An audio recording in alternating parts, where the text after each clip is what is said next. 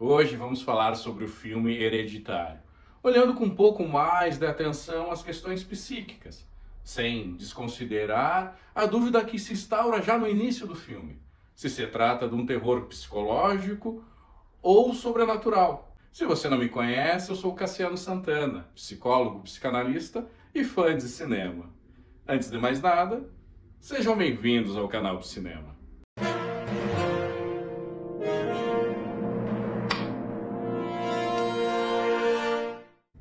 No filme, somos apresentados à família Graham. Logo nos primeiros minutos, vemos Anne num grupo de apoio e ela relata algumas questões sobre a sua família. Sua mãe tinha múltiplas personalidades e morreu com demência. Seu pai sofria de depressão psicótica e morreu por inanição. Ele se recusava a comer. Seu irmão era esquizofrênico e se suicidou. Ele dizia que sua mãe tentava colocar pessoas dentro dele. Anne tinha sonambulismo e seus filhos, Peter e Charlie, tinham comportamentos antissociais. Esse fato é interessante, se apresenta logo nos primeiros minutos, que faz relação do filme com o próprio nome, Hereditário. Apresenta essas questões de hereditariedade com relação à psicose, a estrutura psicótica. Estão muitos estudos referente à psicose e hereditariedade. Porém, isso não tem nada conclusivo. Tanto é que é falado como uma predisposição. Então não tem nada genético que comprove. A psicanálise se debruça nessas questões e revela que a constituição psíquica é diferente de hereditariedade. Claro que uma pessoa que tenha pais psicóticos vai ter mais predisposição a se estruturar numa psicose. Porém, isso não é uma regra. Pode sim se estruturar numa estrutura mais saudável, pode se estruturar numa neurose. Mas tem sim algo muito forte. Uma questão é quantas gerações são necessárias para entrar ou sair de uma psicose. Isto olhando para as questões psíquicas, não genéticas. E o interessante é que o filme parece ter muito conhecimento sobre isso e brinca com o telespectador. Vemos um comportamento muito estranho de Charlie, a filha mais nova de Anne. Ela tem traços masculinos, isso não é ao acaso, até aí nada demais, porém percebemos que ela também é muito fechada e quase que inexpressiva. Ela costuma cortar, pegar cabeças de pequenos animais e construir brinquedos. Tem uma cena bizarra em que ela corta a cabeça de um pombo morto e guarda para sua coleção. E olhando para as questões psíquicas, para a psicose, é muito comum delírios e alucinações. Charlie, no velório da sua avó, ela vê algumas pessoas olhando para ela, algumas pessoas bizarras, estranhas. As pessoas sorriem, parecem que estão a admirando. Charlie não reage muito e ficamos com essa dúvida. Porque pensando na esquizofrenia, que faz parte da estrutura psicótica, que tem delírios, as alucinações, é muito comum o sujeito, a pessoa, alucinar com fantasma, com demônios.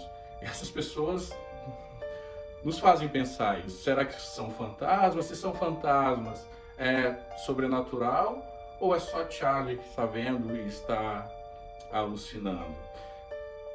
Há uma diferenciação também importante para situar entre delírio e alucinação. O delírio é do pensamento, enquanto a alucinação ela é dos sentidos. Vozes, escutar vozes, enfim, da visão, ver coisas. E essas alucinações é sempre no imperativo. A pessoa, o sujeito, tem que cumprir o que as vozes estão dizendo. É umas vozes do interior, mas que também não são localizáveis. Não são localizáveis. E a pessoa só consegue um pouco de libertação quando cumpre as ordens. Que aquilo é no real. A alucinação para aquela pessoa é algo que está ali, E se você for tentar convencer ela que ela está vendo coisas que não existem, o tratamento vai ficar muito difícil, quase impossível. Por isso, muitos tratamentos com psicóticos são extremamente difíceis. E no filme ficamos com essa impressão, né? Será que Charlie também ali está numa estrutura psicótica, como já foi revelado lá no grupo de apoio que Annie mencionou? Outros membros da família nessa estruturação? E acontece que estamos conectados com o Charlie. Até chegar uma cena muito pesada. A cena provavelmente com certeza uma das mais impactantes do filme. Charlie vai com seu irmão Peter a uma festa. A mãe insiste para Peter levar. E lá eles se separam, só que Charlie, ela é alérgica a nozes. E nessa festa ela come um bolo com nozes. Peter a encontra e vai socorrê-la. Coloca ela no carro e vai buscar o socorro. Charlie está sufocando, não consegue respirar. Ficamos angustiados com essa cena. E Peter acelera o carro. Até que, aparentemente, do nada, aparece um cervo caído na estrada. Charlie estava com a cabeça já para fora do carro, tentando respirar. E Peter se assusta e se esquiva. Desvia desse cervo. Só que o carro bate num poste. E Charlie, literalmente, perde a cabeça. Nós ficamos muito impactados. O telespectador que está envolvido ali com o filme se impacta. E automaticamente se conecta com Peter, porque ele está em estado de choque. E nós não acreditamos muito naquilo que está acontecendo, se realmente aconteceu, se é realidade. Conseguimos, por fragmentos, sentir um pouquinho de como o Peter está. Ele está em estado de choque e nós estamos chocados vendo essa cena. Peter, então, acelera o carro. Aliás, ele anda com o carro bem devagar e vai para casa, com o corpo da irmã no carro e a cabeça na estrada. Ele chega em casa e vai para o seu quarto. Quando amanhece, Annie encontra o corpo da filha. E não podia ser diferente, entra em desespero. Mais uma tragédia na família Graham. Aqui, nessa parte, o filme começa a mostrar o luto familiar. Vemos que o sobrenatural começa a ganhar mais espaço, com Peter e Annie. O marido de Annie, o pai de Peter, parece ser o único que mantém a sanidade. Porém, ele não consegue ajudar sua esposa, não consegue ajudar o seu filho. E isso também nos faz pensar sobre a função paterna, pensando numa estruturação psicótica. O pai não consegue ter muita força na psicose. O pai não consegue realizar uma função paterna. O nome do pai acaba sendo forcluído. E é interessante olharmos um pouquinho mais para isso, porque não basta uma presença paterna para que seja realizada uma função. Não basta só uma lei, uma autoridade, um pai totalitário. Precisa outros elementos. Precisa de um pai simbólico, de um pai imaginário, que Lacan tanto explana em seus estudos. E ali percebemos que o pai está só presente, sem uma função. Peter já não é mais o mesmo. Ele está passando por muitas dificuldades, assim como Annie. E destacamos um pouco mais ela, porque aí começamos a também interrogar sobre, onde ela está estruturada. Porque no seu processo, que aparentemente é um luto, tem elementos ali que pode ser comparado à melancolia, que também está, então, numa estrutura psicótica.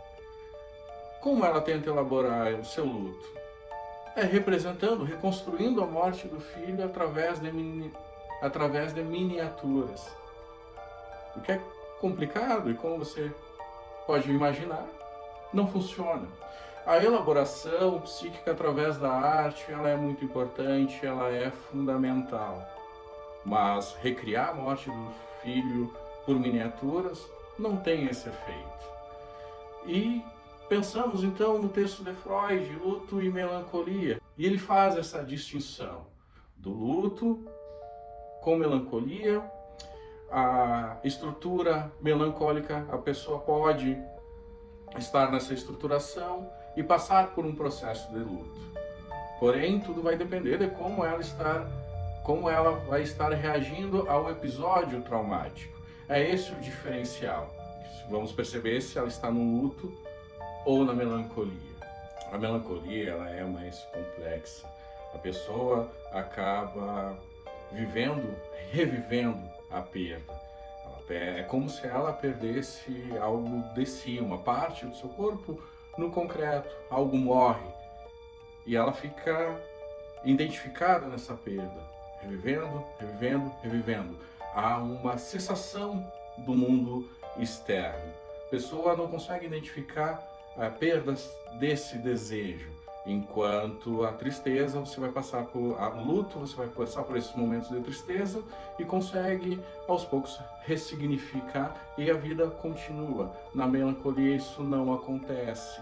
Essa perda marca e a pessoa não consegue ter mais vontade. Isso fica atrelado também à preguiça, à inanição, e a pessoa fica sem reagir muito bem diante da perda de um desejo que ela não consegue identificar. Falei bastante sobre a estrutura psicótica, apresentei alguns elementos, e é importante também falar que são 3 estruturas, as grandes estruturas que Lacan, a partir dos estudos de Freud, ele vai nomear: a neurose, a psicose e a perversão. E todos nós temos um pouco desses elementos. Aquela parte que vai predominar é o que vai fazer parte, é o que vai nos estruturar. Lacan, em outros escritos, ele fala que a loucura é a virtualidade permanente de uma falha aberta em sua essência. E o ser do homem não apenas não pode ser compreendido sem a loucura, como não seria o ser do homem se não carrega em si a loucura como limite de sua liberdade.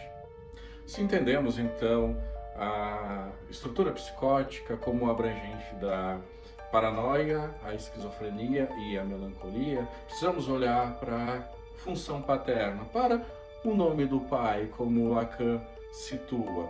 Essa falha de função paterna que acaba sendo inexistente na psicose, isso tem consequências. Uma falha nunca acontece ao acaso. Isso traz consequências, traz lapso. A pessoa fica sem, o sujeito psicótico fica sem um organizador, um vetor de organização que situa a pessoa numa lei, que situa a pessoa num presente relacionado ao tempo. Na psicose, o tempo acaba sendo diferente do cronológico. Tudo fica muito solto, parece não haver um ponto final. Isso se dá a essa falha da lei, uma falha da função paterna que se instaura na linguagem.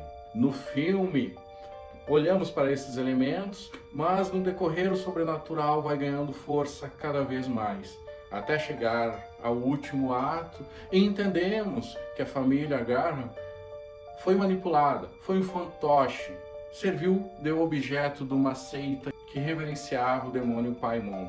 A matriarca, a mãe de Anne, tentou, pelo que indica, colocar o demônio no seu filho, mas não conseguiu. Então ela tentou colocar em Peter, mas já havia um conflito entre ela e sua filha, e elas estavam afastadas. Depois de alguns anos elas se reaproximaram, e então esse demônio foi para o corpo. O hospedeiro foi Charlie, mas ela era uma menina, e o demônio precisava de um hospedeiro masculino. Então voltaram, foi direcionado a Peter. Então a família precisava estar fragilizada, não tinha nada de hereditário, tudo foi manipulado. O filme ele dá indícios. Logo na primeira cena, nós vemos o que parece ser as miniaturas de Anne, uma casa de boneca e os objetos miniaturas lá dentro. Conforme a câmera aproxima, eles ganham movimento, então somos apresentados aos personagens do filme. Agora eu explanei bastante as questões da psicose, que são um pouco densas. Agora, como seria um tratamento, então, né? Pelo viés, claro, da psicanálise? E Lacan vem responder a isso no seminário 23, intitulado O Sintoma, é o sintoma com TH. E a partir disso, vemos que a possibilidade é a construção de um outro ego que vai organizar o sujeito. O sintoma com TH, ele vai fazer um laço no real, simbólico e imaginário que estão enfraquecidos. Essas questões são psíquicas, né? Eles já não fazem mais uma diferenciação. Essa amarração surge como um organizador para o sujeito, que consegue então conviver dentro, claro, da sua estrutura. Não estamos falando aqui de uma cura. E isso vem através da linguagem. Conforme a pessoa vai construindo uma substituição, digamos dessa forma, construindo uma representação de lei, uma representação do nome do pai, através do tratamento, o sintoma, agora sem o H, ele acaba não sendo necessário, porque tem algo que amarra, algo que dá um suporte para o sujeito. Claro que aqui estou explanando um pouquinho sobre a possibilidade do tratamento pelo viés da psicanálise, situando que, se não for olhado para o inconsciente, o tratamento com um psicótico fica muito difícil e está fadado então ao fracasso. A linguagem acaba fazendo ponto, fazendo um estofo para a pessoa suportar um pouco mais a vida dentro das questões sociais. Lembrando o quanto é a ferramenta de trabalho da psicanálise, a linguagem. Fazemos nosso destino porque falamos. Achamos que dizemos o que queremos, mas é o que quiseram os outros, mais particularmente nossa família, que nos fala. Somos falados. O inconsciente é estruturado como uma linguagem. Deixo assim o meu agradecimento se você acompanhou o vídeo até aqui. Se gostou, compartilhe. Se inscreva no canal, deixe seu like e ative as notificações para receber mais conteúdos aqui do canal Psinema. E até a próxima!